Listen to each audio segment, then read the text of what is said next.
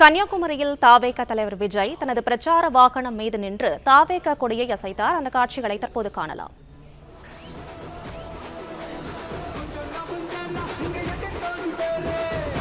கூடுதல் விவரங்களை செய்தியாளர் யுவராஜ் வழங்க கேட்கலாம். யுவராஜ், விவரங்களை சொல்லுங்க.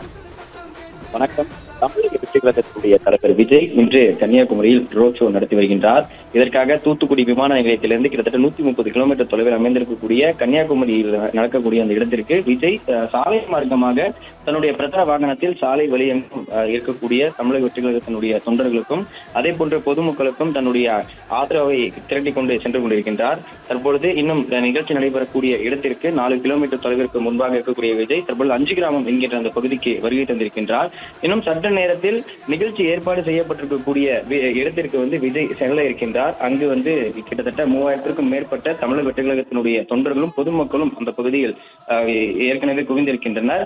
அதே போன்று விஜய் செல்ல வரக்கூடிய வழி எங்கும் காவல்துறையினுடைய பாதுகாப்பானது மிகவும் முக்கியமான ஒன்றாக பார்க்கப்படுகின்றது. காரணம், இதற்கு முன்பாக காவல்துறையினர் தங்களுக்கு ஒத்துழைப்பு வழங்கவில்லை எனவும் அதே போன்று தங்களுக்கு பிரச்சாரத்திற்கு பாதுகாப்பு வழங்கவில்லை என்கின்ற ஒரு குற்றச்சாட்டு தமிழக வெற்றி கழகத்தினை தொடர்ந்து முன்வைத்து வந்தனர். அந்த வகையில் இன்று கன்னியாகுமரியிலிருந்து செல்ல இருக்கின்ற விஜய் தூத்துக்குடியிலிருந்து செல்லக்கூடிய வழி எங்கும் தூத்துக்குடி மாவட்ட காவலர்களும் அதே போன்று விஜய்க்கு முழு பாதுகாப்பையும் வழங்கியிருந்தனர். சாலை வழி எங்கும் ரசிகர்கள் தொடர்ந்து அந்த இருசக்கர வாகனத்தில் பின்தொடர்ந்து வருபவர்களுக்கு மிகவும் ஒரு சிக்கலாகவும் சிரமமாகவும் இருப்பதாகவும் அவர்கள் அடிக்கடி தெரிவித்து வந்தனர்.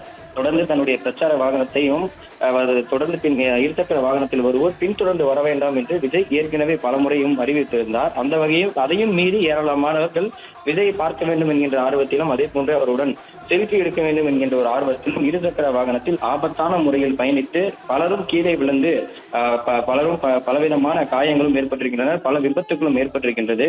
அந்த வகையில் தொடர்ந்து பல்வேறு கட்ட அந்த பாதுகாப்புகள் வழங்கப்பட வேண்டும் என்கின்ற அந்த தெரிவித்திருக்கக்கூடிய அடிப்படையில் விஜயை பின்தொடர்ந்து வரக்கூடிய வாகனங்கள் ஏதும் வராமல் இருப்பதற்காக காவலர்கள் தொடர்ந்து பாதுகாப்பை வழங்கி வருகின்றனர். தற்பொழுது கன்னியாகுமரி மாவட்ட காவலர்கள் தற்பொழுது விஜய்க்கான அந்த வழியையும் பாதுகாப்பையும் கையில் எடுத்திருக்கக்கூடிய நிலையில் விஜயினுடைய வாகனத்தை தொடர்ந்து ஒரு இருசக்கர வாகனங்கள் கூட வராத வகையில் தற்பொழுது விஜய்க்கு முழு பாதுகாப்பை கன்னியாகுமரி மாவட்ட காவலர்களும் வழங்கி வருகின்றனர்.